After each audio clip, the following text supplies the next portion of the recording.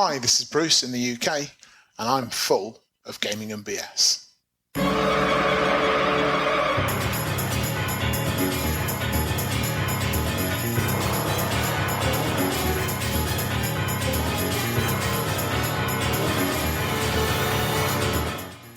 Welcome to Gaming and BS, a podcast about tabletop RPGs, other miscellaneous topics of geekery. I'm one of your hosts, Sean.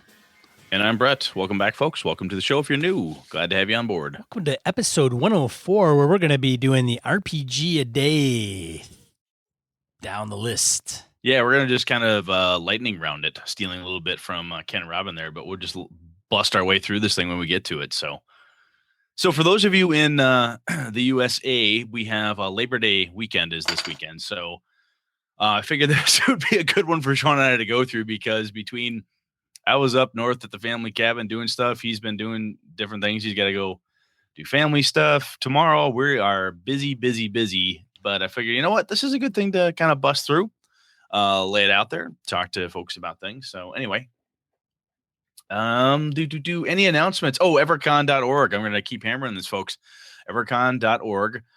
January of 2017. Start your gaming year out right. Come there, run some games for us, participate, have a good time. I could really use some good game masters. I know our listeners are not only kick-ass GMs, but also kick-ass players. So it would be great to have any and all of you who can attend to attend. And Sean, I assume the Gaming and BS Uber is still around, right? It is so far. Yes. Has anyone taken us up on it yet? No. I think maybe one. Maybe one? I think Josh might have been one from last year. Oh, okay. He might be back. I think he's coming back. Very cool. Yeah. Anything else? No. Any crazy announcements? No? I don't think so. No? Okay. No. All right. Well, the hell then, man. Let's go right into Random Encounter. Okay, Brett. Random Encounter. Got some comments this week. I think one of my favorite comments we got somewhere in the Google Plus space was last episode Sean had coined the term calling BS. And someone's like, that should be your random encounter. It should be calling BS. AKA. Yes. Yes. Calling BS. Random encounter, AKA calling BS. Right. I like it. I don't know why we didn't think about that. I don't know, 104 episodes ago. Yeah. That was that's somebody out there was spitting diamonds. I can't remember who said that, but kudos to our listener for that little bit calling that out there. Anyway, you want to start us off? Sure. Do it. All right. Pure mongrel. Not unpure mongrel, but pure mongrel. Well, yes, we only have the purest of mongrels on our show. Comments on G Plus about gaming away from the table. Sean P. Kelly highlighted an app called Telegram a while back, and my group has been using it far away from the table play. Away from the table play. Would you like me to read this one, John? That is really, he's like Australian, so it's like I'm not even messing it. I can't even mess this up. This is a nicely crafted sentence, actually. It's good. It flows. It's nice. An app called Telegram a while back, and my group has been using it for away from the table play. Yep. So if you don't know what he's talking about, Telegram is kind of an instant messenger. It's supposed to be, I think, pretty private, like encrypted private. So some people have gone to that. I think it's like a cross between Twitter, Voxer, and Slack. Anyways. Okay. We have one chat group, Table of Savages, for discussing what happens between sessions, and another called Savage Dice Rolls for recording dice rolls only. The reason for this is it's easier for keeping track of what is happening. Seems fair. 2 different tracks, 2 different main topics. Yeah. As each of us have different times free to access the app during the day, stuff can be missed in general chat. My players know that Savage Dice Rolls only contains requests for attribute and skill checks. Table of Savages is where discussions happen. Once I receive all players' dice rolls, I give a brief description of what happened and the consequences. It must be noted that this system is mostly used for travel encounters, not intense scenes or plot-dependent narrations. It is a great way to explain what happened during travel that gives a lead up to the next session, but does not eat up valuable face-to-face time. For example, currently my group is trying to find an old hunter's shack that is believed to hold a clue to the whereabouts of some hidden artifacts. From our last session's ending to the location in question, there is 3 weeks travel through snowstorm-battered forests. So as to not deal with the travel at our next session, I ask my players each day to give me a variety of roles, and I narrate what happened based on that. One day the weather was so bad I asked for vigor rolls to see who started getting frostbite. The next day I asked for persuasion rolls as the hirelings wanted to turn back after the cook took to fever. Day after that, agility and strength rolls to see if they dodged an avalanche. They did, but lost the caravan and all but one horse. Today I will request survival rolls to see if they find a cave to shelter them from the storms, etc. And if they do, what about the bear they just woke up? Better get them to make a fighting roll too. This not only keeps my players interested, but allows me to create focused opening scenes that my players are invested in. Our next face-to-face session will start with the party haggard, hungry, fatigued, injured, and freezing. Then they will be offered a quick end to their suffering and even bonuses beyond their wildest dreams. All they have to do is make a deal with the devil. I assume he means the actual devil, which is the best way to game master.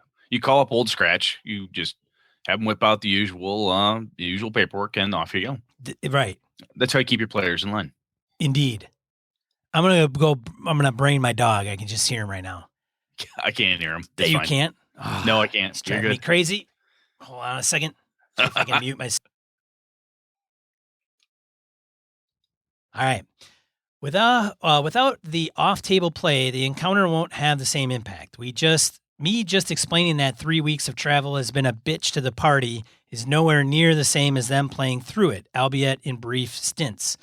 It will make the temptation greater and the dangerous position the party is in at the start of the session more dire. Off-table play does not need to be intense, just bullet points and rolls, but its impact can be great on the following session. I like this. This is really cool because it's kind of, as every game master and player issue can be solved with, hey, communicate, talk to each other. This is very clearly, look, we have, there's a box that this off-table play happens in, and it's setup stuff. It's the travel stuff. It's the, hey, blah, blah, blah, and this leads us into the adventure, and boom, when you're at the table, all that preamble is taken care of, but you had a hand in the preamble. You had a hand in that discussion that happened through this mechanism. I like it. I like this idea. Good stuff, Mongrel. Very pure, very Mongrel, very much appreciated. All right. We've got Steve Orlick up next, and he says, since you gents called out, to see if anyone uses the 5e D&D, of course, downtime rules as more than a quick die roll, I feel I must reply. I have done both. Well, now he's calling BS. Yeah, he's totally calling BS on us. We could... Because we intimated that it wasn't happening that often, or I should say Sean specifically said something along the lines of, ain't nobody no how, no way doing that. Or he probably is a little more eloquent, but that sounds like Sean. Yeah. Anyway, he says he's done both. If it's just carousing or creating items, I've just rolled it. But gathering information / inciting riots and buying / selling magic items, I had those role play and story put into it. A lot of good session time has come out of putting story into those downtime rules. As always, keep bumping out that BS, Steve Orlick. Steve, that's good stuff. Basically, it's kind of similar to what the Mongrel's doing, right? Where you have, there's certain things that are hand wavy, just a die roll, if you will. He's saying, hey, you're just doing something really simple. You're out there and you're making an axe, or you're making arrows or something along those lines, or leatherworking or something. Okay, fine. That's no big deal. Gathering information, inciting riots, magic item sales or purchases, and that type of thing. It lends itself to more role playing and gives you an opportunity to put a little bit of oomph behind it from a story perspective. So that's good stuff. Thanks, Steve. I like that. Yeah. Thanks, Steve. Next one's you, sir. All right. Greetings. This is from Edwin. Ed is writing back. All right. This is after he called BS. which, as rightfully so, somebody's got to call BS on us on occasion. Yeah, and that's okay. It's totally okay. Your comment about downtime becoming role-playing if you role-play it got me thinking. Well done. Ed, you're welcome, buddy. So that was just a quick wrap. That was Sean's allusion to, okay, if your downtime is really hardcore role-playing, is it really downtime? I leave it to you, listener. Had I a Phil Vecchione with me, I go, Phil, define downtime. But that's not how we roll here. No. We make shit up as we go. So anyway, lacking a Vecchione, that was a question that Sean had posited to me and to our listeners. So carry on. Totally true and not something I'd thought about. And Ed, because of that, you are our favorite listener of the week. You are a BSer. I think that for me and my games, downtime activities have little risk. They tend to occur in what is typically a safe zone. I had a PC try to develop blacksmithing skills, for example. 5e has a mechanic for that, and I could have just said to keep track of down days and gold and let me know when you've become proficient in blacksmithing. What I did do is introduce the PC to the blacksmith and roleplay the agreement for training. Okay. We then ran through some skill checks to help describe the first few days. There was a fumble on the first day leading to the PC almost losing his post, but a follow-up charisma roll allowed him to carry on. He performed much better on day 2. I played in a game where we ordered armor and played through the ordering and the bargaining and then went back to slaying innocent dragons. When we returned to pick it up, somebody had taken it by using our faces. Wait a minute, hold on. Did I skip a whole paragraph? No, he didn't. I think someone had taken it. Slaying innocent dragons. Someone had taken their stuff. When we returned to pick it up, somebody had taken it by using our faces. Yeah, so basically they pulled the old switcheroo, the old masks and so forth. Yeah. We've snagged your gear. Right. Bastards. Boom. Downtime to story.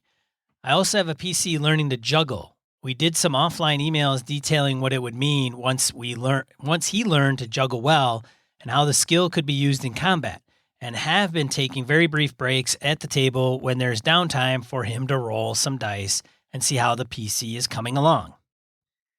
Maybe this is a difference which you mentioned, that Monty mentioned, between character and story development. In general, I've used downtime with or without role-playing to be character development, but sometimes story pops up and develops as well. In either case, time moves quickly and the narrative is less detailed than during uptime, but there is always some role-playing. Training or travel montages fall into this general category as well.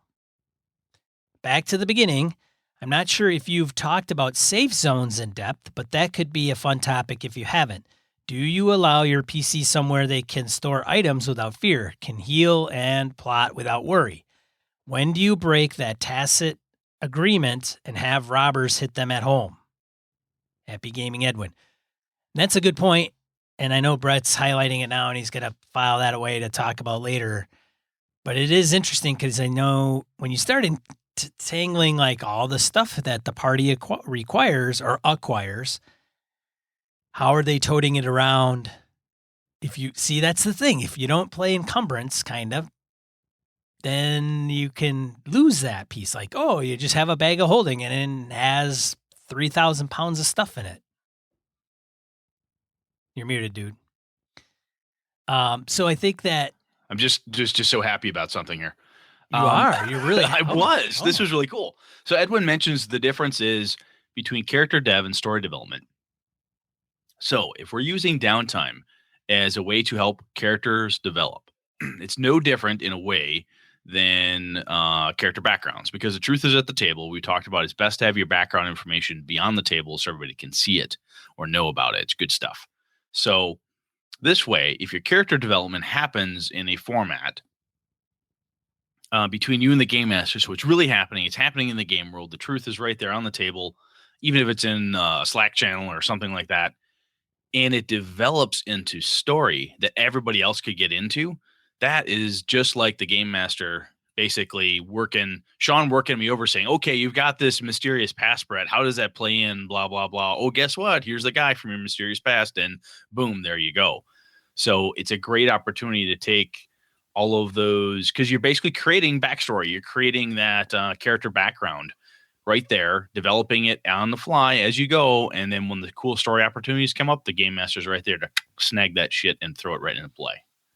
I like that. There you go. I know that it's not like, oh my God, Edwin, this is amazing. But the way you stated that there really, really brought that back to my head. So that's a good reason, if for nothing else, it's a damn good reason to do this type of downtime.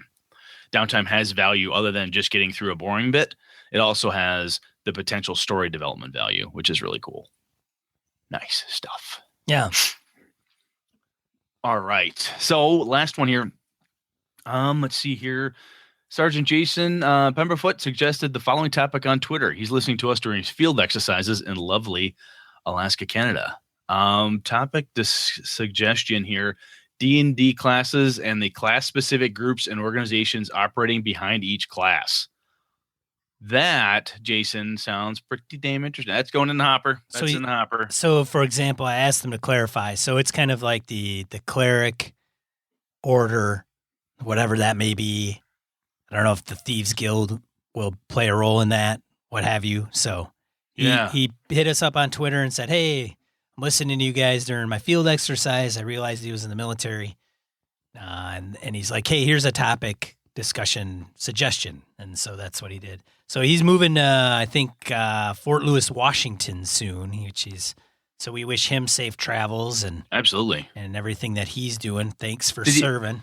Absolutely. Did he mention what branch?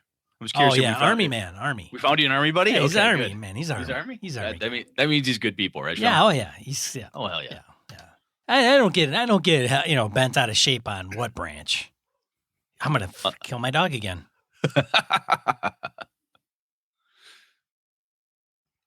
Okay. All right. But cool. That's good stuff. That's actually kind of neat. That totally ties with the thing that Edwin brought up, is kind of the whole, okay, what do you do with your stuff? You talk about first the OSR stuff when you go back to it and you say, oh, I'm old enough. Excuse me, a high enough level. I can, or old enough too. I should have a keep. I can have men at arms. I can have a castle. I can have a church. Is that what happens when the adventurers do, like my buddies and I did back when we were first edition Forgotten Realms again? We found a keep and we got a duchy assigned to, we were granted a duchy and we did all this crazy stuff.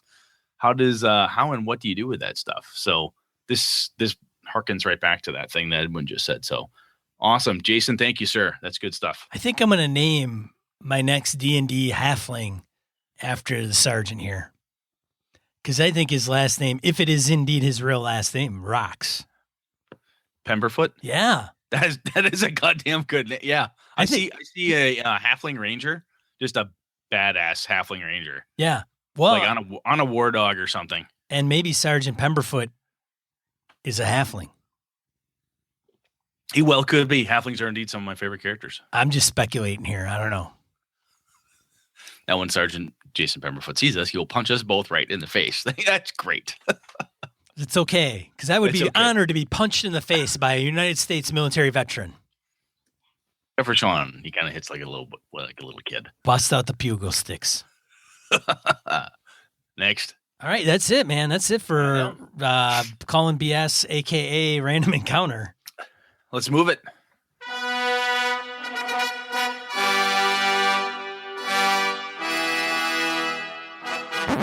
Topic of discussion, episode 104, Brett. As I led off with, we're going to do RPG a day for 2016. If you go out there and type in RPG a day 2016 and you say, hey, what's this about? Right there's a beautiful image on green that has 31 different things for you to talk about. Now, one of the interesting pieces I got here was I was watching S. John Ross, one of my favorite RPG authors, was saying he hates it when they do what's the best source or what is the most amazing or most impressive. He's like, there's so many different things. It's hard to choose a single one. And I get that. Sometimes the superlatives get in the way. So we may not necessarily come up with the most, but at least we're going to try to rapid fire our way through it. It'll be at least the one that we think of offhand. Probably have more, but this is where we're at. You ready, Sean? So if we take a minute per, We're going to run long. It'll put us at 50 minutes. Okay. There's no way we're going to take a minute per. I'm just telling people right now. To quote Bob Everson, Old Man Logan, we're running long. Or ceviche, as he likes to go by now. Oh, that's true. El ceviche. El ceviche, yeah. That's true. So, number 1, real dice, dice app, diceless. Or how do you prefer to roll, Sean? Real dice. Real dice as well here. Number 2, best game session since August of 2015. Best game session. What's the first one that comes to mind? Jeez, man, I don't even know. Since 2015? Yeah, August of 2015. Very specific. I would have to say, Booger, man. See, this is why it's going to take longer. You answer right now, first. I will answer first. Right now, it is my Bad Magic game. It is 2 sessions ago when my buddy Alpha's character, Cookie Carlson, the private eye, came into his own. And if anybody has ever seen the old TV show Canon, if you haven't, go on YouTube, look it up. He ended up making a character, that Cookie Carlson, and he found a picture. He goes, "This is my guy." And those of us who are old enough, I didn't remember it off front, but some of the other guys that are older than I am went, "That's Cannon from the TV show." Went, "Oh, that's where that's from." And boom, he became Frank Cannon. So before every session, we now play the Cannon theme song. It just rolls. It's a thing of beauty. It is wonderful. Who's the actor who played Cannon? I used to know, and I cannot remember right now. Who is it, Sean? It's Robert Conrad. Robert Conrad. Thank you. Thank you very much. Kids, look that up on the Wikipedias. Yeah. Or ask your dad. Or ask your dad. or your grandfather. or another gamer who's in his 40s. Okay, Sean, what is yours? Best game session? Man, I don't know. I guess I got to go with shoot ball, man. I guess I got to go with probably one of the Star Wars Edge of the Empire game sessions. Those were really good. Probably the last one. Because I got to do stuff because you guys rolled like crap. Yeah. We could not roll. That was terrible. Normally, every game session, the funky dice are rolling in our favor. The team was like unstoppable. Light side, dark side. Throw me on the dark side, Sean. We can take that shit. It was ridiculous. Last session, I think we had 1 success all night. That was it. Everything else was abysmal failure. It was terrible, but gorgeous at the same time. And when I say last session, it was the last session of the campaign currently. So it was like left off, cliffhanger, done. We may pick it up later. It was quite good. All right. Next up, character moment you are proudest of. Number 3, Sean, a character moment that you are proudest of. Oh, character moment. I would have to say in my buddy Doc's game, I'm playing a 60-year-old wizard in a campaign that is not, the magic has been lost for centuries. So I would have to say being an advisor to some of the regents in the local area and advising them upon tactical and strategy movements. Nice. Yes. Right now, the one that hits me up front is in Chris Nizak's Ravenloft game that he ran for me, Mark Napick, Emily, and Tom. That was a lot of fun. And my halfling, Wardy Mugwort, the paladin, there was a moment there. There were 2 moments. One, when I I killed the thing, which I was positive was the right thing to do. If you've listened to the show, you know what I killed and whatnot. Number 2, the other piece of that was at the very last session we just had this last Wednesday when I got to look Tom Flanagan in the eye and say, character to character, if I ever see you again, I will kill you. And then carried Emily off through a portal that shunted us away from Ravenloft. Whoa. Yes. It was a hell of a good. I love that character. That was one of my favorite. I've had other really fun D&D characters over the years, but if I look back within the last year, the one that quickly comes to mind is that one. And again, I don't get to play that often, but that was really cool. That was a lot of fun. All right, number 4, most impressive thing another's character did. I can tell you right now, for me, it's anything that Steve Day did. Yeah, I gotta give Steve. Oh, fucking hell. I gotta give Steve Day props. Yeah. Oh my God. I mean, Cookie Carlson, as I said, he's some great great game sessions. But I'll tell you, from another most impressive, Steve Day's droid in the Star Wars game. So my buddy Steve, joined our Edge of the Empire game. He created an assassin droid, an IG-88, but turned him into Mr. Charisma. So everything he did was charisma and social based, and he would just dominate because he buffed all his charisma skills. That dude knew how to make a character. He knew how to power game a character in the coolest way possible. It was so cool. And so he would role play anything. Like whenever they'd run into a problem, he would just go, "Hey, I could go up and talk to him." And I'm like, "Great." And he would smooth talk the party's way through anything, pretty much. Absolutely. It was, which is one of the reasons why the last episode failed, because Steve couldn't make it. Number 5, what story does your group tell about your character? I think I'm going to take my NPC from back in my vampire days. My Vlad Dracula is still well hated and reviled. I had worse bad guys, worse NPCs, and cooler NPCs, I thought. And people hated so-and-so. They hated Michael. They hated all these other characters that I had. But Vlad was the motherfucker. And anyone in the group who's played with him, like, oh my God, Vlad. And that one will come up with stories that I have forgotten that they will never forget. So there's so many cool pieces about how he always screwed them, set them up, crushed them in the most entertaining ways possible. That's what I remember. How about you? Probably the campaign, D&D 5e campaign I'm in right now, going through Ravenloft, playing Crispin, so the same wizard, 9th level guy. I never call any of the characters their names correctly. Ever. That's perfect. And it's always, I always know their first initial, and so it's like, one's name is Herdzig. I call him Herdzog, Hordzog. Nice. Herzig. So you're the guy who can't remember their name after 9 levels of adventure. Yeah. And one of the guys, Brian's character, who kind of played with us before Brett came on Roll20, Brian he played a guy for a while. And of course, I thought he was a bumbling idiot. And that was written into our story, like our chemistry. So I'd always say he's just an idiot. And he was trying to redeem his family lineage. Well, he didn't want to play that character anymore. So he removed him out of the story, created a new guy who was a cleric. So, of course, when I go to talk to him, I'm like, you sound just like this guy, this idiot. Hey, you remind me of this other guy. It's like, no, I don't know who you're talking about. And I go, no, you sound like that goofball Kemp. He was an idiot. You sound like him. Yeah, I know, but you remind me of him. Something about you. Oh, yeah. That's perfect. So, yeah, I ham that sucker up, so... Those guys probably get they kind of irked, I think, because that's the way it is. But hey, man, that's the character, dude. It's a story. It's a story your group tells about your character. That's right. Number 6, most amazing thing a game group did for their community. I'm going to think of this as your game group. For me, a chunk of my gaming group is are running EverCon. For the gaming community up in my hometown, it needs to expand and so on. As I've talked on the show, that's our coolest thing for like the gaming community.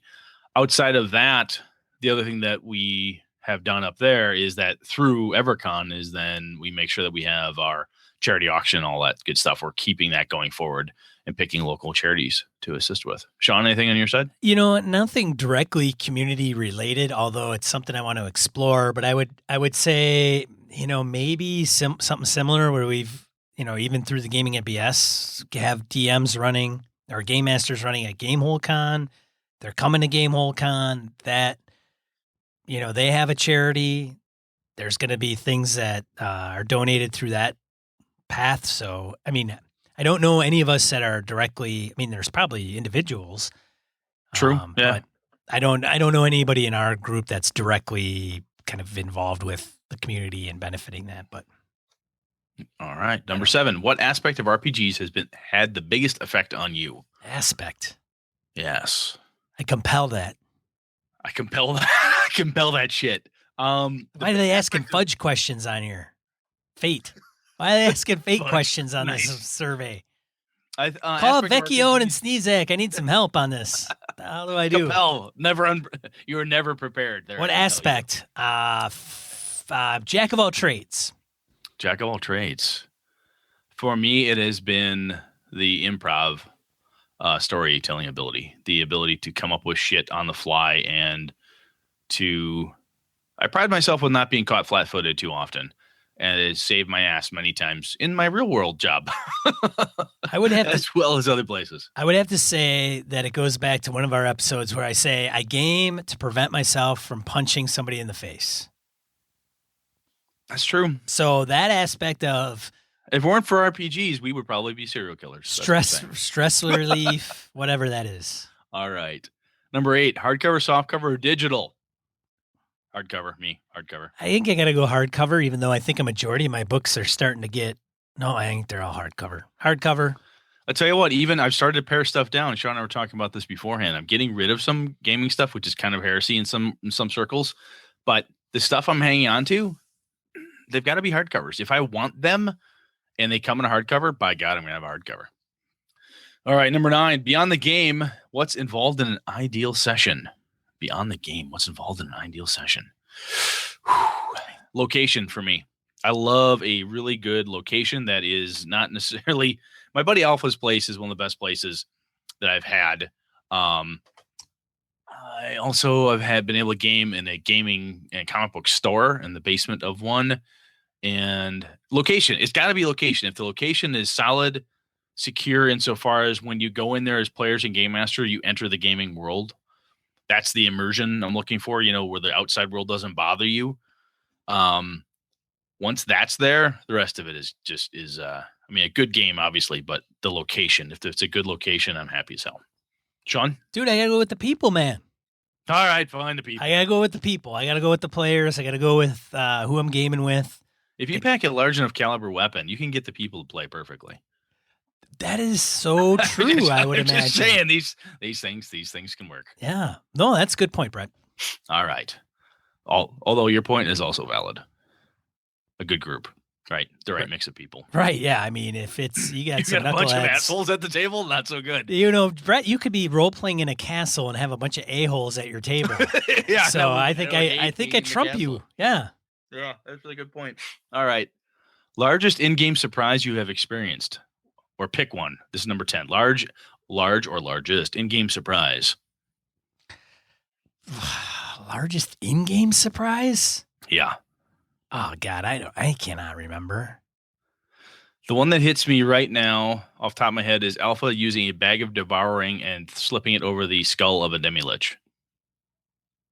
That was bad. That went badly. I had no idea that was going to happen.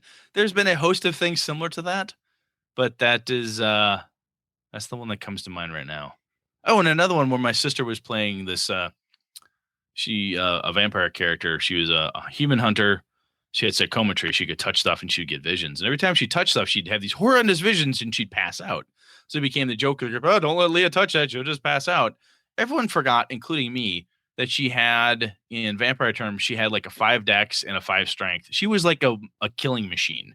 She just never played it up until at one point when she'd had enough of this group of cultist shit and she picked up an axe and just laid waste to the entire room. And everyone went, oh my God, you can do that. And I'm like, oh my God, I forgot you can do that. That's fucking amazing. Yeah. So this poor little dainty thing that I was always touching stuff and passing out and just handing out, reams of clue information, had enough of everybody's shit and just fucking killed the entire room. That was very surprising as well. Sean? I honestly, I can't think of anything. Nothing? I don't know. I'm sure there were like, oh my God, I can't believe that. Did you ever have a monster that came and go, what the fuck is that? Or some weird twist on a critter or something like that? I'm sure I have. I just cannot remember specifics. All right, Sean's boring. Yeah, pass. Pass. Number 11. Which gamer most affected the way you play? Well, Brett, because I certainly don't want to get shot. I don't want to get beat up or punched. So I haven't hit you that hard. We go roll 20 because of that reason. It's safer. It is safer. I am going to say Lenny, my buddy Lenny. He is most definitely affected the way I play. Yeah? Absolutely. His approach, the things that his background, and acting and what he likes in story and everything else. He's an awesome gamer, really good game master and player all around. And the way he does it has really affected the way I play, in my opinion, for the better. All right, man. Nothing serious from you? Who has affected me in the way that I play? Oh man, I don't know. That's I don't know, maybe my buddy Dustin. He's always been a game master. He was the game master starting out when we were kids.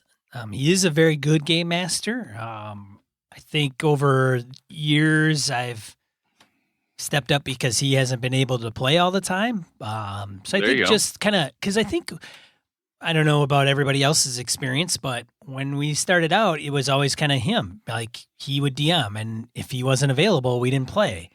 And if we had somebody else kind of fill in, it wasn't exactly the same. And I think having me want to learn how to DM so that didn't take place, right? Well, if Dustin's not going to make it, somebody's got to do it, and I don't want to not play.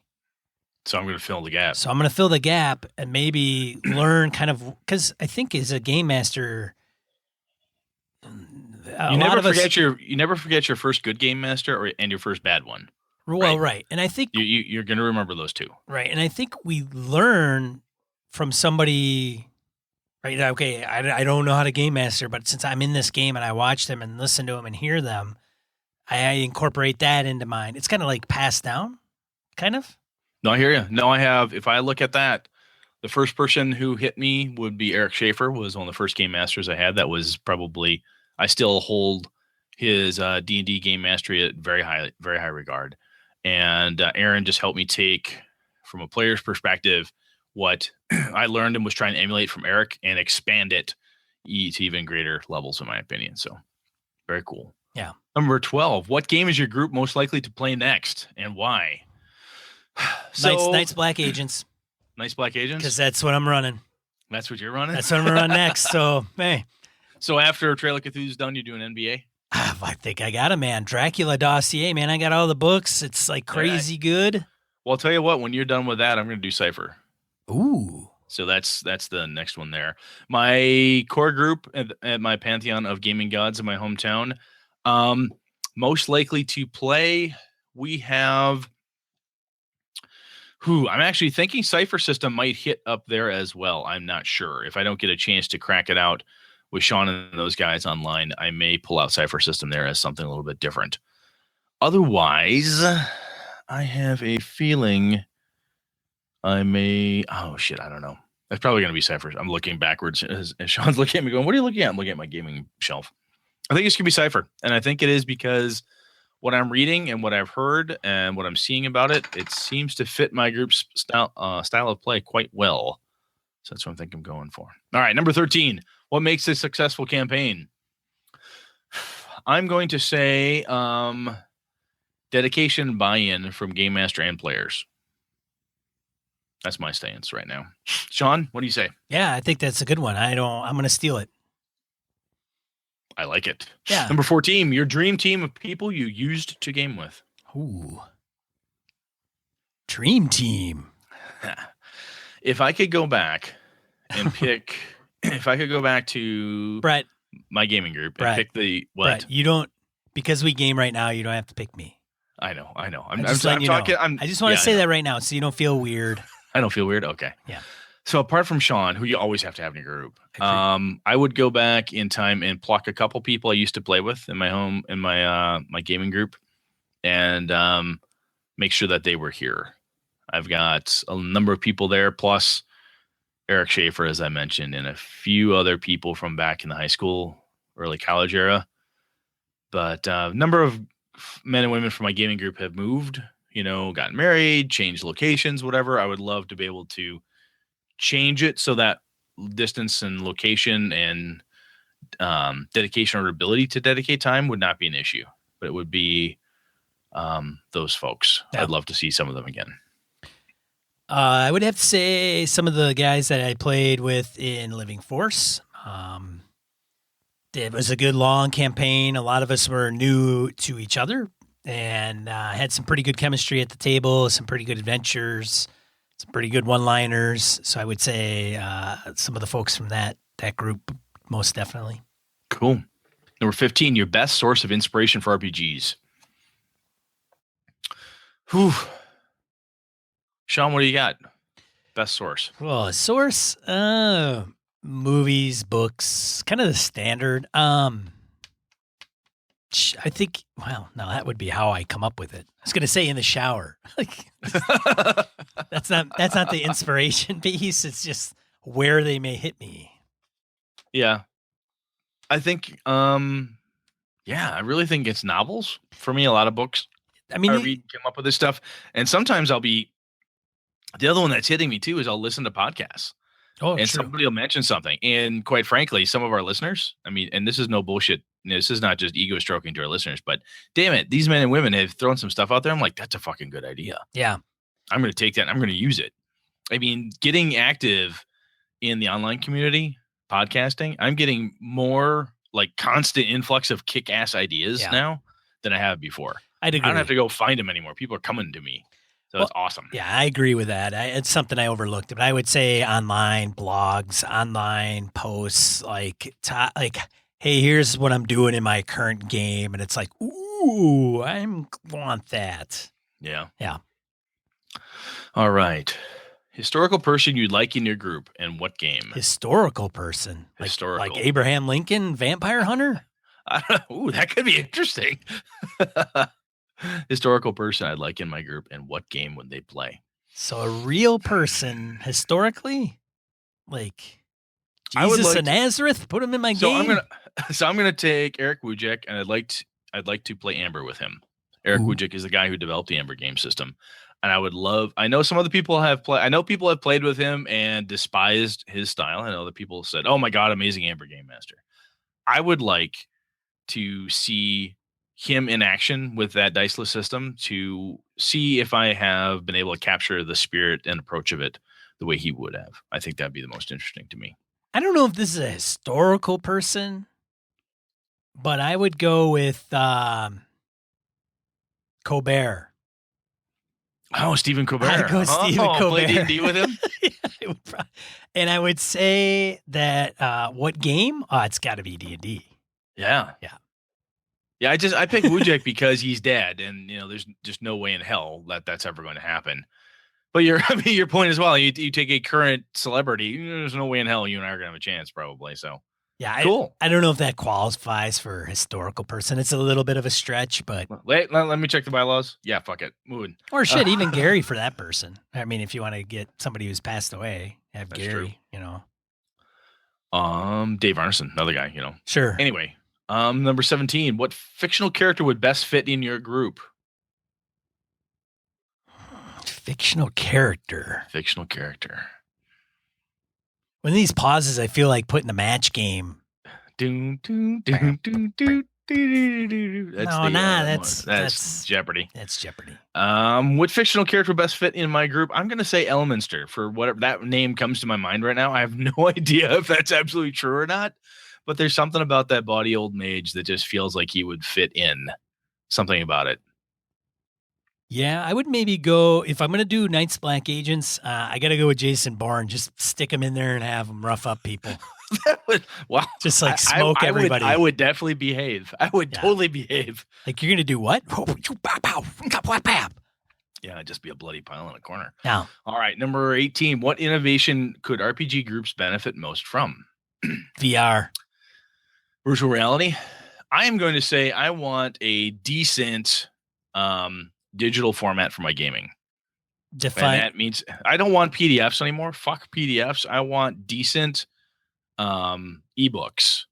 I think in a decent, if we took that level of innovation, the technology around textbooks and so forth, you could learn. I believe you could then make games faster to learn, easier to reference. Encapsulated videos within them, blah, blah, blah. I really think that is the thing RPG groups could best benefit from. Yeah, I think the augmented reality, or not even VR, augmented reality, where you have like the most kick-ass table you could find and everything is manipulated digitally. So like all the miniatures are holographic images. that are hard to define that they're actually holographs. The problem that's going to happen with that is at some point it's going to do the but Wookiees don't tear your arms off when they lose joke. And you hear that all the fucking time. Well, Monty Python, it's just kind of the deal. Okay. Yeah. You know what? I think it'd be worth it. It'd be worth the Wookiee jokes. All right. Next, 19. Best way to learn a new game. Learn it from a friend. Honestly, a trusted friend who, even if they don't even have to know the rules, know the game 100%, to learn a new game, learn it from a trusted friend. Someone you can ask questions of, someone you can feel foolish in front of, go, oh my God, I didn't know that. Learn it from a friend. A trusted friend is the best way to learn a new game, in my opinion. Yeah, have somebody that's like more of a system master in a particular rule system. Run the game that you play in. Maybe even it's a few sessions, and then bounce stuff off of them. And if you're running into problems, like I was going with the trusted friend, even if you don't have the system mastery, because with a good friend, you can even that person, Sean, say you don't know Knights Black Agents inside and out. Right. That's okay. I trust you, dude. We'll figure this out. We can work it out together. Oh, we made a mistake. No big deal. We can go back. I gotcha. Instead of some hard ass SOB who she decides that no, this is out. Right. Number 20, most challenging but rewarding system you have learned.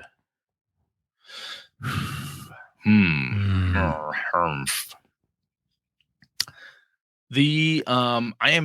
me, it's a toss up between Amber and the Rollmaster system. Rollmaster, just chart master. Oh my God, tons of craziness, so on and so forth. But Amber is diceless, and learning a diceless system and being able to manipulate that in some way, shape, or form, challenging, very, very challenging, especially when you got players that are used to randomizers. You're used to reaching for those dice to help you figure something out, and they don't have it. From a reward perspective, understanding that and learning how to do that, I think I've gotten more out of that I've been able to translate to all my other games. So I'm going to say Amber. I'm going to say Fatal. Fatal.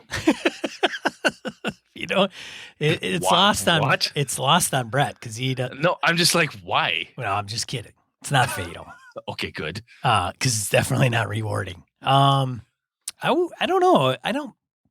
Dungeon World, Powered by the Apocalypse. I don't know if it's the most challenging, but I think it was quite an eye opener to me. Kind of like, and I don't know, maybe that's a stretch, but I thought, wow, this is kind of cool. This is a different concept. The concept component can be a challenge though, right? Because you're stepping away from what you're used to doing and use your words, not your dice. Right. It's different, and grokking that component. You and I had talked about it. I quite frankly didn't really get it, and I was like, I was rather dismissive of it until I had a chance to play a one shot with Sneezak online, and I'm like, oh, fuck, that's how this goes. That is pretty goddamn cool. Otherwise, now I get it. Otherwise, it would be D20, believe it or not, because I wasn't gaming when D20 was launched. That's true. You were not. I came back, and it had been in place, and it was literally 3.0. I mean, literally, when I started, 3.5 was coming out like 3 months later, 6 months later. So that's how far into the D20 I had started, and I had never played it before. Well, I'll tell you, if you can grok and get a hold of D20, 3.0, 3.5, Pathfinder, if you get that and you can game it well, and you know the rules, you understand all the bits and pieces of it, that's fucking challenging. Yeah. I mean, it's not necessarily Rollmaster challenging, but it's challenging in its own way. And there's a lot of cool rewards that come from that. The volume of players at your fingertips, the ability to master that, the ability to, I get it. Yeah. All right. Number 21, funniest misinterpretation of a rule in your group. I don't know about this, man. I don't know. I got nothing on this one. We have forever, my group misunderstood the first edition AD&D armor spell. To this day, I don't remember what the hell it is. Oh, it's only missile. Not only is it only missile, but it only does certain other things. Oh, no, that's shield. That's shield. Shield is only missiles. Right. Sorry, my bad. But armor has very specific components around it, and I don't have my book in front of me to look it up, my Unearthed Arcana. But the way my group had played it forever in high school, and other guys I'd met and played with, we all misinterpreted it the same way. My buddy Boyd shows up. We're playing. He goes, that's not how that spell works. And 6 of us go, yeah, it is. And Boyd at the time, we're in our 20s, and Boyd is like in his 40s. He's like, no, it's not. Trust me. I mean, he's white box gamer. He goes, no. pulls out the book, reads it out loud to us. We go, fuck, we've been doing this wrong for like ever. Oh my God, we're bad. We're suck at this. And it was just a hilarious moment. The other piece was when I fucked up the rules for Mind Flayer to rip out a person's brain. And that caused Beta's character to live an entire session. I had him by the brain like 3 different times, and I couldn't get the brain out because I misread the rules for some stupid reason. I just went, I have to do X, and I failed to do X. I'm like, okay, I guess it doesn't work. It was fun. We worked with it. He ended up with scars and this horrible blah, blah. But at the end of it, I went, oh, fuck, I had you dead like 6 times over. And he just went, ha, ha, ha, ha, and danced off and got some more coffee, which is Beta's way. But anyhow, that was kind of funny. I have no idea. Yeah, nothing. Sean's games are not funny. Number 22, supposedly random game events that keep reoccurring. Some random game events that keep recurring. 3rd Washington. If you were in one of my games in a modern setting, something has to happen. It'll happen on 3rd and Washington. I did this in my Chicago Vampire game. I just threw it out. 3rd and Washington, 3rd and Washington, 3rd and Washington. And until one night, everybody was given a location over random times. Like, hey, in 2 nights, you're going to meet at 3rd Washington. Tonight's 3rd and Washington. Here's 3rd and Washington. The entire group showed up. And like, we went, wait a minute. Brett, you gave us all the same address. What? Oh, fuck. So, in our heads, we picture like there's 13 vampires, 15 NPCs all piled on the street corner going, can we just pick numbers? How do we figure it? So for whatever reason, it's just a random location. I picked a street corner somewhere to meet. So 3rd Washington is now the thing. Anyway, that's happened in my group. I see. Anything else? Anything in yours? I'm losing steam on this stuff. Some random game events that keep. The problem is Sean gets kicked out of so many gaming groups. It's hard for anyone. It usually doesn't get to that point because it doesn't recur. Because you're right. I'm skipping to another game group. There's no time for recurrence. I don't know. In Doc's game though, you're playing with Doc for quite a while. I have been. Yeah. Random game events that keep recurring. Bad weather or anything? Nothing? Combat. I don't know. Moving on. 23. Share one of your best worst luck stories. Worst luck story. Well, it's got to be the Edge of the Empire for you yahoos. I mean, every freaking session, these guys are rolling, success with like 3 advantages. And it's like, what the hell? Like I nothing. got 6 super successes and 18 advantages. What do I do with all these? Can I pass advantage to everybody else? This is not a fun game. Until the end. For me. Yeah, till the end. Yeah. And then it all kind of came back around. Let's see. Worst luck stories. I think there's been so damn many. I think some of it comes down to excuse me, when everything's supposed to work and then it doesn't. Something really, really bad happens, right?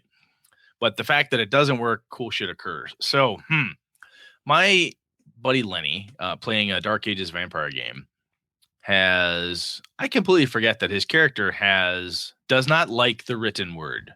He sees this as a horrible thing.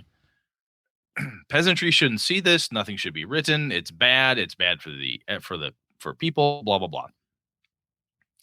He destroyed my entire campaign by lighting the entire library on fire that had this is before I learned not to do this, that all of the clues, all these great written things, I fucking burn it. I said, what? Because I burn it. The written word, man. Fuck the peasants. They're not getting hold of this. And he lights it all on fire. I'm like, God damn it. So from him doing it, I had no idea what to do. He destroyed everything in 2 seconds. Like, oh my God. It turned into this incredibly kick-ass campaign because of it. I had to think on my feet. I had to twist and turn and learn to do something better and just improv harder because of it. I can't think of anything else offhand, but that strikes me. It's the first one hits me. Anything for you? No, I already said mine. All right, just making sure. 24. Yeah. What is the game you are most likely to give to others? Ooh. Yeah. I go between 2. One is D&D, and then the other is Call of Cthulhu. Most likely, though, I would think Dungeons and Dragons would be the one I would most likely give out. I know it's cliche to many, but now that said, I'm not talking necessarily 5th ed. I mean, I bought my oldest boy his own copy of DMG, PHB, and Monster Manual, right? But kind of expensive.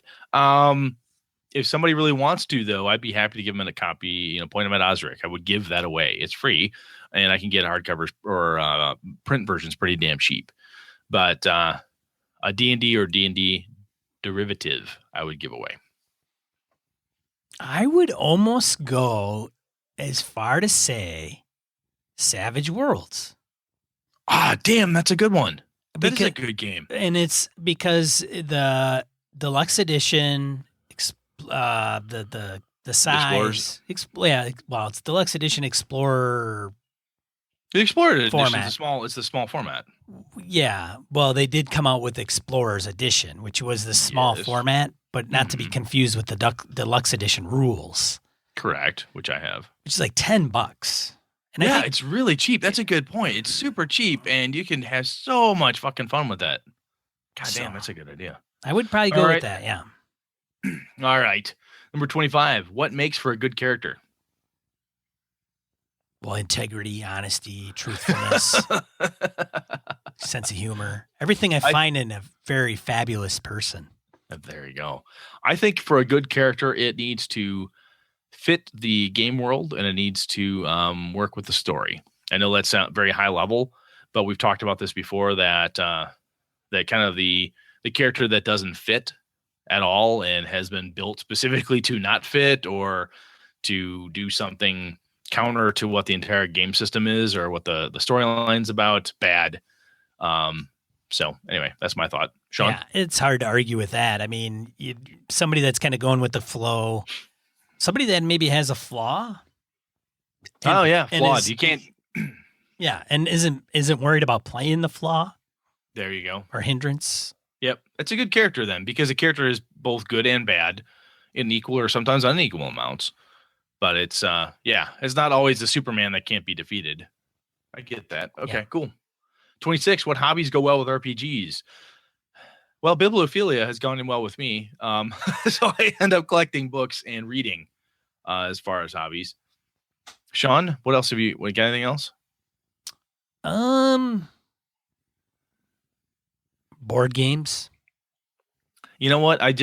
So when you said that, this just hit me. And this sounds like I'll tell you right now, if you get into gaming, any other hobby works, because while you're doing whatever other hobby it is, at some point in the downtime, I'm in the dojo. I've just got done sparring, working out. Go, well, that's really cool. I'm going to use that in my next game. That shit hits me all the time. I'll be in the woods, snow up to my hips, chasing big bucks in northern Michigan, slogging around, doing something, hanging tree stands like it was this last weekend. And my first thought is, wow, this is kind of hard work. Boy, I wonder what this would be like if my character had a big backpack and had to wear plate mail and blah. That shit hits my head all the time. If you get into gaming, whatever other hobby you have is going to bleed back into your gaming, or vice versa. You're going to be connected. There's no way around it. You get into this thing, it will invade your life. It will. 27. Most unusual circumstance or location in which you've gamed. What do you got? Unusual circumstance. Man, nothing? I would probably have to go with location, maybe. But unusual circumstance or location. Yeah, I don't know. So the gaming store that I used to game out of my hometown, first place it was a second story walk up as you got to the gaming store. No air conditioning, hot as all fucking hell in July and August in central Wisconsin. It's like 100-some degrees. The air's not moving. We're like, screw this. We're playing Vampire. I said, everyone outside. There's at least a breeze. We're on the street corner outside of the Wausau Center Mall, where my buddy's shop is. We're outside, hanging around a street light, and we're essentially LARPing Vampire because no one brought dice. They had character sheets in their pockets. Maybe they did, maybe they didn't. We were outside on the street. Cops drove by, looked at us, kind of waved, and moved on. We had bar patrons looking at us going, what's going on over there? We ignored everything. It was awesome. At one point, I climbed the street light so I could actually see into what the group was doing. it was really weird as far as it was just an odd location, playing on the street absolutely randomly. No one had devised to do it. We weren't like blocked off saying, LARP in progress, but that's what we ended up doing. It was a lot of fun. Yeah. We have played in cabins, we played in houses and basements and forts and all this other tents and all this other crap. I don't know if cars, maybe. I don't even know. Tents is actually interesting because that's not the most comfortable place to play. There's no seating in a tent usually. No. In the table, there isn't a table really. No. No. Okay. No. All right. No. 28. Thing you'd be most surprised a friend had not seen or read. Star Wars. When I told Sean I didn't like Star Wars, I think he almost fell over. I think there was something. Have you seen the latest Star Wars movie? No. Are you going to? I don't know. That's my kids make me. You gotta give. What the fuck is wrong with you, face? Oh my God. Most of my friends, I would say, if they had not seen or read The Hobbit in some version or form, I would be shocked. Yeah, that's a good one. 29. You can game anywhere on Earth. Where would you choose? Anywhere on Earth. Anywhere on Earth. Maybe in the middle of the Vatican. In the middle of the Vatican. Maybe at what is the big church there? Where the Pope resides. I want the whole place cleared out. Elbow the holy see out of the way. Excuse me, Father, but I got some demons to summon. Hang on, pal. Clear it all out. Get some bar stools. Bring all the players up to the altar. And we just game right there in what is it, St. Peter's Cathedral? I don't even know if it's St. Peter's. Whatever. This is totally nostalgia, but I want, if I could game anywhere on Earth, and time and reality is not a factor, I would go back to the game shop that when it moved to the ground floor, I would go between there and the basement when we had the entire store, when we gamed there as my gaming group did. I would go back there any day of the week. That was the best place to game. I loved it. Number 30, describe the ideal game room if the budget were unlimited. Well, it'd be a dungeon. It'd be a dungeon? I'd redo my basement to make it look like an authentic, musty, moldy, ugly. Put sconces on the walls with some torches, and probably make it a real life dungeon. My buddy Alpha's place is getting close. He's got tappers. His wife, oh my God, Sarah makes the best goddamn beer in the world. Her beer is on tap, 2 tappers all the time. He's got a beer fridge next to it. He's putting in a bar. He's got bookshelves, miniature shelves, awesome table. He's soon getting a pool table, which he'll convert into an actual gaming table as well. He's getting close, getting very, very close. I think it's, the whole concept of the dungeon thing is cool and all. I just want a place that has a big enough table and enough space. Yeah. I just want a room. Dungeons are pretty big. Yeah, I'm just saying it's gotta have plenty of room. Sidebar conversations, sure. Easy access to the facilities, all that good stuff. I don't need a lot of technology. I don't need a lot of craziness or even decor type of thing. That's not a big deal. I just want space and dedicated space. That's what I want. Yeah, I would agree. All right, last one up. Best advice you've ever given your game of choice. Best advice best advice you were ever given for your game of choice. Sean. Advice? Nobody gives me advice. No, how dare they? Or maybe they have, and I just don't ever remember. Like they're like, "Hey, Sean, let me give you some advice," and I was like, "Do do do do do do do." Clampy music. Cue Mario theme. Do do do do. Like not listening. I don't know. Have you had it? What was the best advice you ever got, though?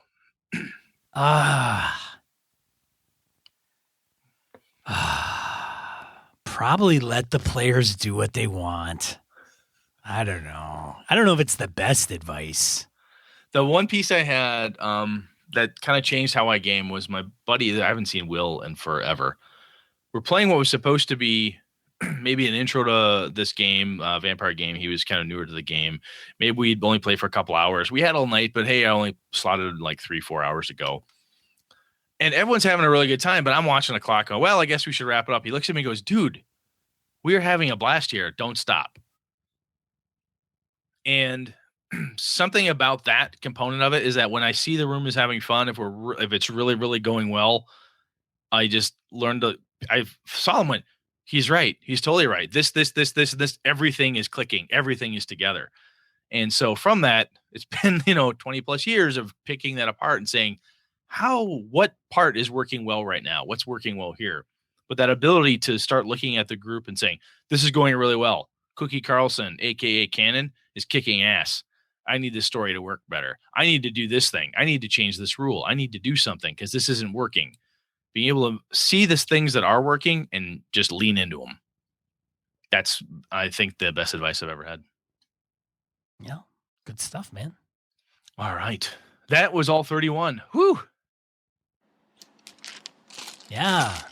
For all those that did get into it, thanks for I ran out of steam. I started out like putting that in there every day for like the first 5 days, and then I'm like, this is not going anywhere. But the coolest thing that RPG a Day does is that, now granted, when the men and women out there, somebody and she says, I'm going to do this every day, and bam, bam, bam, he or she just putting it out there, and this gamer, she just nailing it, and bam, bam, answers everything every day. The best thing that does for the rest of us, if I don't have the fortitude to keep posting it or whatever it is, or even us just talking through it right now, kind of lightning rounding it, it's you thinking. From a nostalgia perspective, it's awesome. I love thinking about gaming. I love talking about gaming, clearly. The other thing it does, though, is that it allows you to have a glimpse into some other gamer's perspective, and you get some really good, just different insights and things that go, oh, yeah, you know what? That's a good idea. It's gaming advice in a bottle. It's good stuff. Yeah. So in case you didn't hear it, we're in the die roll. So we got 2 to 4 miscellaneous points we want to bring to your attention. Brett's got one. I've got a few. Got a couple from listeners. Go ahead, yeah. Brett. So there is a lost ant colony that survives upon the misfortune of its fellows. And here's the deal. There's an abandoned Polish nuclear weapons bunker. There is a group of carpenter ants big colony above them. A pipe broke. A bunch of them fell into the bunker. And being ants, like, well, fuck, I guess we got to keep going. They're not quite sure what these ants are eating down here, how they're necessarily surviving. But every once in a while, the colony above gets large enough that more of them fall down. And they go, oh, wait, new recruits. In you go. And they keep working. So as these ants are dying, as fortune favors, more of them fall down and then fall down this horrible hole, and they keep going. I look at this and I keep thinking of your simplistic goblinoids. If I look back into my Fiend Folio, think about the mites and the pesties and the weird little goblin-y type creatures. I could see one group of them living in the top layer of something. And every once in a while, they fall down a hole because that's just what happens. And then they land on the bottom, and they're like, well, okay, I guess we'll make the best of what we can here. And they just keep building and just keep working. And even if it's not animalistic, it's that kind of almost animal type of goblinoid. That's what this reminded me of. So I just wanted to share it out there. That's all I had. Sean, your turn. All right. So 10 things to find dumped at the dungeon's entrance by Creighton Broadhurst on Raging Swan Press. So I found the blog article and thought, oh, this is kind of neat. 10 things to kind of glean. And then my number 2 is the actual Raging Swan Press blog or website. Has a bunch of free resources. So if you go to their free resources link at the top, there are tons and tons of lists, like 20 of this, 10 of that, 10 of this. 10 goblins with personality, 10 remarkable unholy symbols, 20 things to loot from a cleric's body. This is the type of thing that, like going to tvtropes.com, you could spend a day here and go, oh my God, this is cool. I could build a whole goddamn adventure out of this. This is awesome. Yeah, so it's a great resource. Check it out if you haven't been there. If you have been there, why didn't you tell us? I mean, really, seriously, come on. Come on now. Oh, jeez. Number 3, Villains and Vigilantes Kickstarter. When this drops on Tuesday, the 6th, you will have 12 days to go for that Kickstarter. Now, it's already funded. I think their goal is, 18K? And that's up to 30?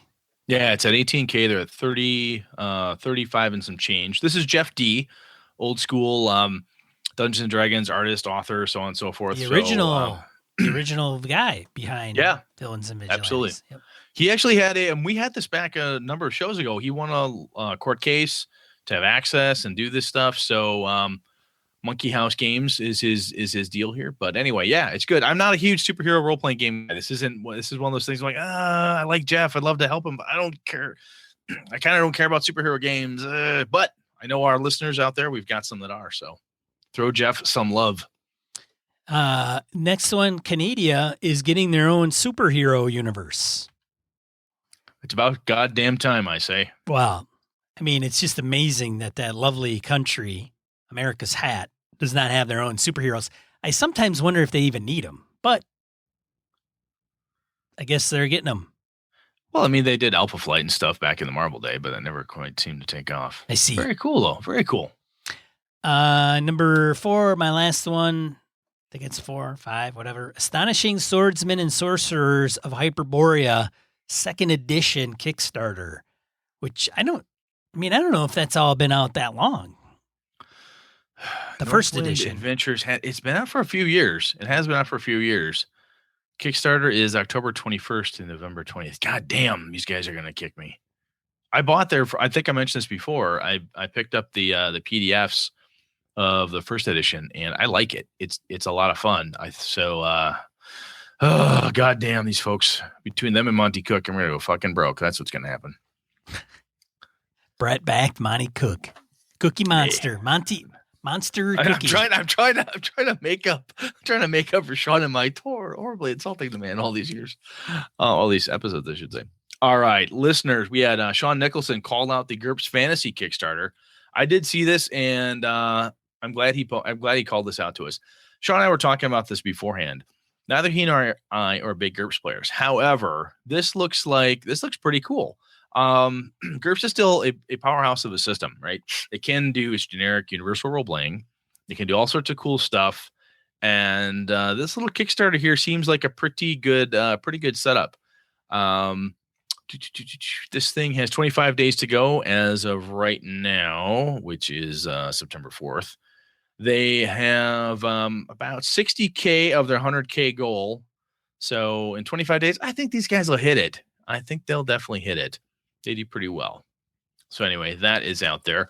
Azrael Arocha pointed out to us, Alex Schroeder had a post around some Game Master thoughts that were all tied to a GM challenge compilation. Got some links in the show notes out there. There's some kind of cool stuff.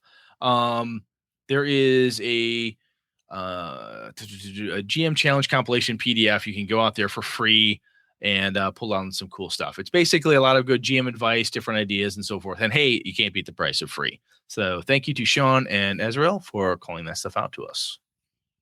Sean? Oh, Literate Gamer. That's right. Yeah. So if you are, you should check them out. They're Nate and the two gentlemen that does Literate Gamer podcast. Sent us 2 shirts, like shirt for Brett and I don't know if we ever thanked them, like out on the actual podcast. I know I did on Google Plus and Twitter and all that, but. Well, absolutely. Thank you, gentlemen. It was really cool. Yeah. I got it. Sure looks great. Yes. LiterateGamer.com, where their shows are hosted. Check them out. They do some video games. I think we did mention them because we mentioned how they interviewed Robin Laws. Yep. They got Robin Laws' Gen Con Diaries. So anyway, take a look at these guys. I think they do some good stuff. Yeah, maybe now we just plugged them twice. Why not? They said the shirts. How do we not plug them twice? I don't know. Well, one for each shirt. One free shirt. Yes. Otherwise, this episode of Gaming and BS 104, sponsored by Gamehole Con, a tabletop gaming convention occurring in Madison, Wisconsin this November.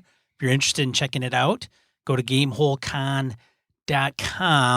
They just had event registration for the masses this past Saturday. I heard it went fairly well. I don't think there was any hiccups.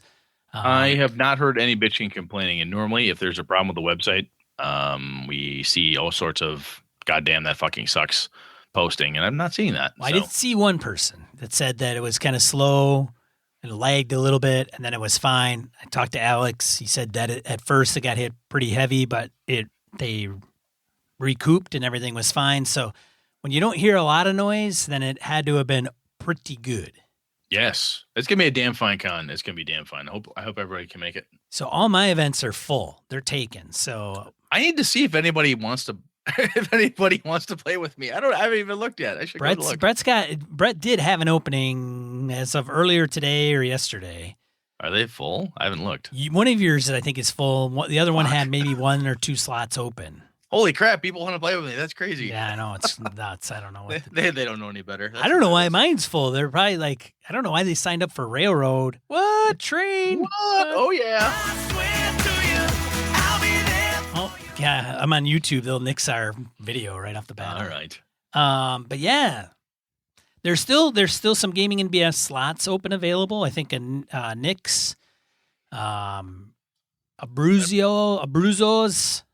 He's got first edition AD&D. He's got some longer games. Oh, he runs a good long game, man. If you want to get in on some heavy duty, no, do it. Get in. If you're into that stuff, play Game with Nick. He's a good game master. Yeah. But I think there might be some that have like 1 slot open, some maybe not at all. A lot of them are quite filled, actually.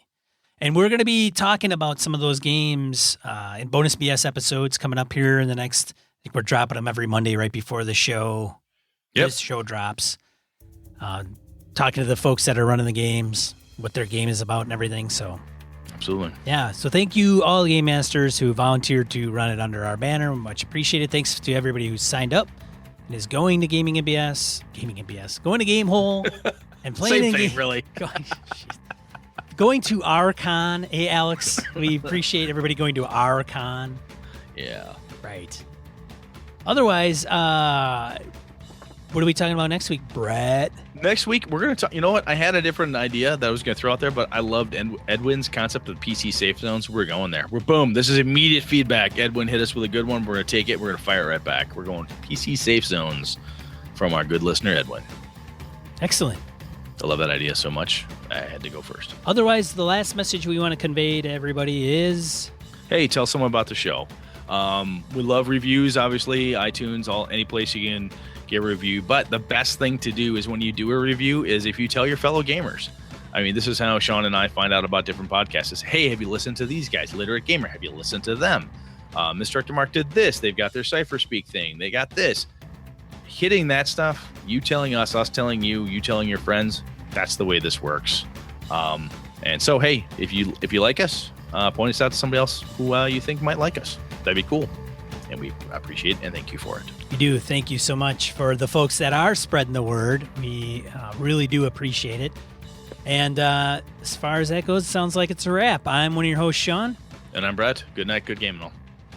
Gaming and BS produced with the help from the following patrons: Christian Sexy Voice Serrano, Kevin Lovecraft, Joe Swick, Brett's Biggest Fan, Steve Day, Jeff Rademacher, Boris DeGarry, Mark Anthony Benedetti, Bruce Cunnington, Eric Jeppesen, Andy Hall, Misdirected Mark Productions, Sean Nicholson, Tim Jensen, Chris Steele, Old School DM, Knights of the Night Crew, Palladian, Jason the Beard Blaylock, Remy Bilodeau, Jason Hobbs, Mirko Froelich, Wayne Lumrunner Humfleet, James Carpio, Not Caprio, Mark Tasaka, Tony Baker, Not So Pure Mongrel, Lord Tentacle, Brett Pazinski, Corey Johnston, Tim Shorts, Eric Tankar, and Brandon Barnes. Consider becoming a patron. For the cost of a coffee shop coffee, you can support the show for an entire month. Whoa.